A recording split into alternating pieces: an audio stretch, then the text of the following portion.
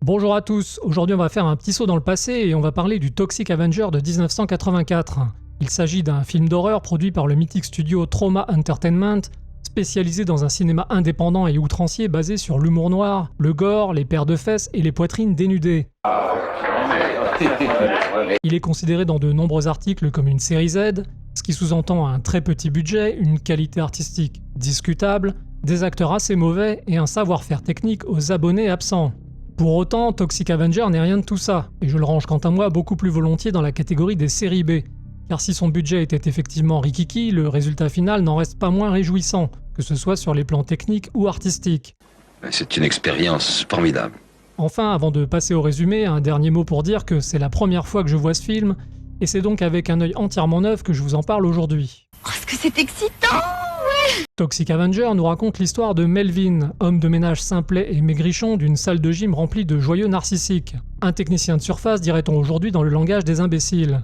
Une cible de choix pour Bozo et sa bande, des individus vicieux et déséquilibrés, qui iront jusqu'à lui faire subir une humiliation particulièrement sophistiquée au terme de laquelle il finira par plonger accidentellement dans des barils de produits chimiques. Ce sont des choses qui arrivent. C'était un accident, juste un accident. Difforme et défiguré, mais doté désormais d'une force extraordinaire et d'un sens aigu de la justice, il va alors s'employer à mettre un grand coup de balai dans Tromaville, gangréné par le crime et la corruption. Alors je crois que vous avez un peu compris l'idée, tout dans Toxic Avenger est délicieusement caricatural, et ça va du jeu des acteurs à l'histoire, en passant par la violence, les effets gore et même les bons sentiments. La séquence d'intro dans la salle de gym, par exemple, nous met immédiatement dans l'ambiance en nous présentant avec beaucoup d'humour les deux antagonistes du film, que sont d'un côté le pauvre Melvin et de l'autre l'abominable Bozo, un psychopathe surexcité en permanence qui porte tout de même le nom d'un clown au cas où le second degré échapperait à certains. Oh, vous savez, on ne peut jamais être sûr. D'ailleurs, le film pousse la satire si loin que les personnages semblent être sortis tout droit d'un dessin animé. Les acteurs surjouent au maximum, à grand renfort de contorsions, de crises d'hystérie, de strabisme et de grimaces toutes plus excessives les unes que les autres, dans un style burlesque qui m'a un peu fait penser au Bad Test de Peter Jackson sorti quelques années plus tard. L'histoire nous offre évidemment une parodie très réussie du thème du super-héros avec son monstre mutant parti faire la guerre au crime avec un tutu et des collants. Un accoutrement ridicule mais complètement cohérent avec les circonstances qui ont mené à sa douloureuse transformation. Ah ben ça lui va comme un train. Et en plus, il fait très vrai. N'est-ce pas, mademoiselle Randall? Je dois dire qu'il a beaucoup d'allure dans ce costume. Mutation oblige, le film propose également une réflexion sur la pollution et joue habilement sur la peur du nucléaire, un sujet très en vogue en 1984. Mais pour être honnête, le discours reste très accessoire et sert surtout de véhicule narratif au métrage. Un prétexte comme un autre pour la genèse de notre anti-héros qui chutera la tête la première dans un baril de déchets toxiques. L'équivalent aujourd'hui d'un plongeon dans la Seine ou le canal Saint-Martin, même si dans ces deux derniers cas, aucune amélioration psychologique n'a été observée à la sortie du bain. Sans compter les effets secondaires Que l'on ne connaît pas. Désormais doté d'une force surhumaine et d'une belle voix suave dont le décalage avec le physique rappelle beaucoup la bestiole d'Elmer le remue-ménage, Toxie va s'attaquer au crime qui pourrit la ville, dans une série d'interventions toutes plus savoureuses les unes que les autres.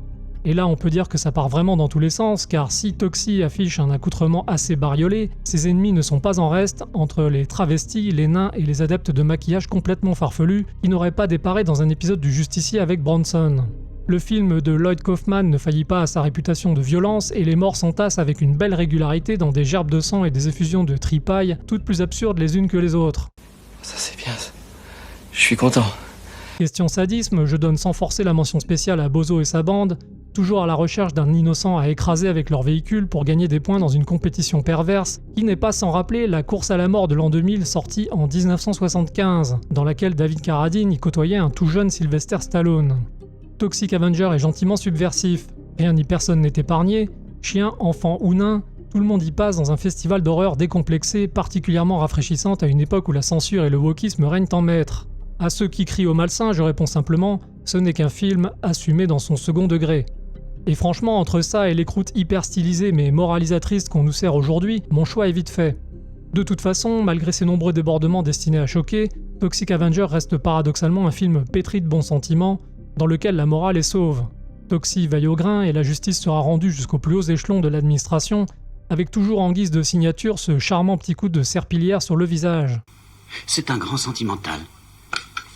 D'une manière générale, l'humour de Toxic Avenger est très potache, mais ça fonctionne, et ça fait toujours un peu sourire quand ça n'est pas carrément hilarant dans certains cas particuliers. Mention spéciale à l'intervention de la police dans le restaurant de tacos, qui m'a bien fait rigoler, et pour le méchant Bozo qui met tous ses agissements sur le compte du stress, un autre thème qui commençait à devenir à la mode en ce temps-là. Techniquement, le film n'est absolument pas à la ramasse et mérite donc sa place parmi les séries B. La réalisation est très bonne, l'image est lisible, les couleurs sont plutôt jolies et les effets spéciaux de maquillage sont très réussis.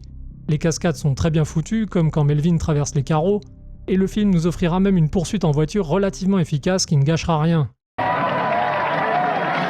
Avec une telle débauche de bêtises, de gore et de mauvais goût, on pourrait raisonnablement penser que le cocktail serait indigeste, mais il n'en est rien. Le film est parfaitement rythmé, sans aucun temps mort, et il réussit avec brio à faire sur 1h22 exactement ce que l'on était en droit d'en attendre, à savoir offrir un divertissement complètement farfelu, amusant et un rien exotique. On est donc bien loin de certaines productions prétentieuses de ces dernières années qui, en plus de se donner des allures de films d'auteur, ont parfois le culot de s'étirer très largement au-delà des 1h30 réglementaires. Toxic Avenger, lui, ne traîne pas en chemin et respecte suffisamment le spectateur pour savoir quand s'arrêter. On pourrait d'ailleurs lui reprocher son final légèrement abrupt, mais c'est un détail sans importance en regard de la générosité dont le film aura fait preuve jusque-là. On n'en fait plus. Et c'est dommage. Notez enfin que The Toxic Avenger a récemment fait l'objet d'un remake avec un casting 4 étoiles dans lequel on retrouve rien moins que Peter Dinklage, le Tyrion Lannister de Game of Thrones, Kevin Bacon ou encore Elijah Wood. Du beau monde donc pour un film que je passerai sans doute en revue un de ces jours. Mais en attendant, je ne saurais trop vous recommander ce premier volet. Si vous le voyez, n'hésitez pas à me donner votre avis en commentaire et je vous dis donc à la prochaine pour une nouvelle critique. Dis donc, c'est super génial que tu te sois abonné à Cinéblast, ma chérie. Si un monsieur il s'abonne pas, je lui fais bouffer ses dents. Bonne idée, tu es bien la fille de ton père, toi, dis donc.